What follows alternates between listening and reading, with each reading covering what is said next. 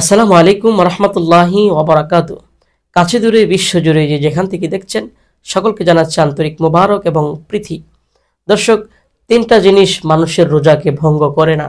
আমরা দলিল হিসেবে নিতে পারি আন আবি সাঈদিন আল খুদরি রাদিয়াল্লাহু তাআলা আন قال قال رسول الله صلى الله عليه وسلم ثلاث لا يفطرن الصائم الحجامة والقيء والاحتلام। প্যারা নবী রাসূল আরবি সাল্লাল্লাহু আলাইহি সাল্লাম হাদিসে মুবারাকার মধ্যে ইরশাদ করেছেন যে তিনটা জিনিস মানুষের রোজাকে ভঙ্গ করে না। এক নম্বরে হলো আল হিজামা, অর্থাৎ সিঙ্গা লাগানো। দুই নম্বরে হলো বমি করা, কেউ যদি অনাকাঙ্ক্ষিতভাবে বমি চলে আসে, কারো বমি করে ফেলে, তখন তার রোজা ভঙ্গ হবে না। তিন নম্বরে হলো আল ইহতিলাম, অর্থাৎ স্বপ্নদোষ।